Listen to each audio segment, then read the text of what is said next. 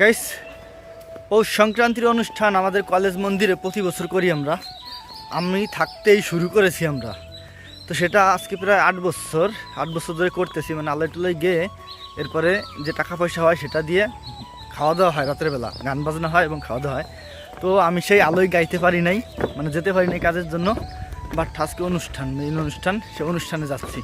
কারণ আমাকে অনেক ফোন দিচ্ছে, দাদা আসো, ভাই আসো, বন্ধু আসো। তো আমার যেতে হচ্ছে কাজটা সেরে। এখন এই যে আমি শহরের দিকে বেরিয়ে পড়লাম। তো গিয়ে সব কিছু দেখাচ্ছি যে সেখানে কি কি হয়। চলো।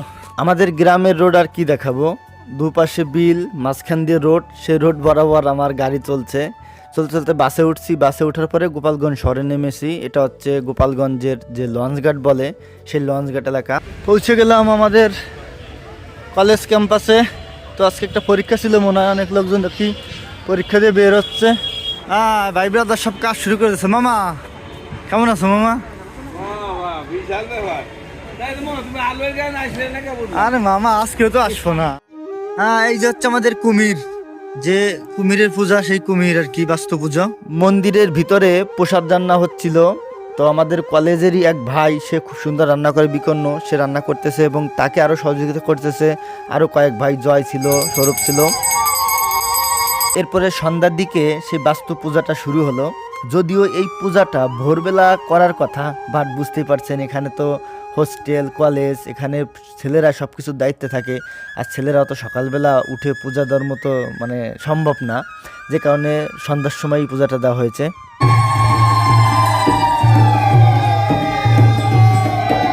পূজা সম্পূর্ণ হওয়ার পরে আমাদের যে নিয়মিত আয়োজন ধর্মীয় গান, সেটা শুরু হলো।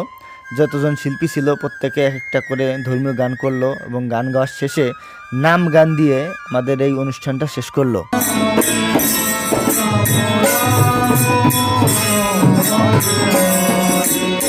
এরপরে প্রসাদ বিতরণ। দেখুন কত মানুষ হয়েছে আমাদের এই অনুষ্ঠানে, মেয়েরা, ছেলেরা, এরপরে বয়স্ক মহিলারা, আমাদের স্যারেরা সবাই এসেছে। প্রায় 300-400 মানুষের আগমন ঘটেছে এখানে এবং সবাই প্রসাদ গ্রহণ করেছে। প্রসাদে ছিল হচ্ছে একটা ভাজি, এরপরে ডাউল, এরপরে সবজি এবং টক। অনেক সুন্দর হয়েছে, আসলেও অনেক সুন্দর। এই ভাটি যে বিকন্ন রান্না করেছে, ও অনেক সুন্দর রান্না করে এবং তার খাবার খেয়ে প্রত্যেকে প্রশংসা করেছে। মেতল রান্না কেমন হয়েছে?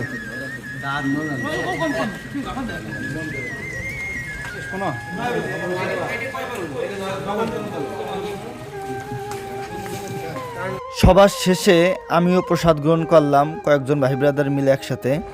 তো গাইস, আমাদের অনুষ্ঠান এবারের বছরের মতো সমাপ্ত। এই যে হচ্ছে আমরা 9 বছর নাকি, নবম বছরের অনুষ্ঠানটা করলাম। সামনের বার 10 বছর পূর্ণ হবে। আর আমাদের এই অনুষ্ঠানের মেইন যে ফোকাস, আমার ভাই রাখাল চৌধুরী। ঠিক আছে, সবাই ভালো থাকেন, সুস্থ থাকেন। দেখা হবে এই অনুষ্ঠান, আবার দেখা হবে সামনের বছর। টাটা।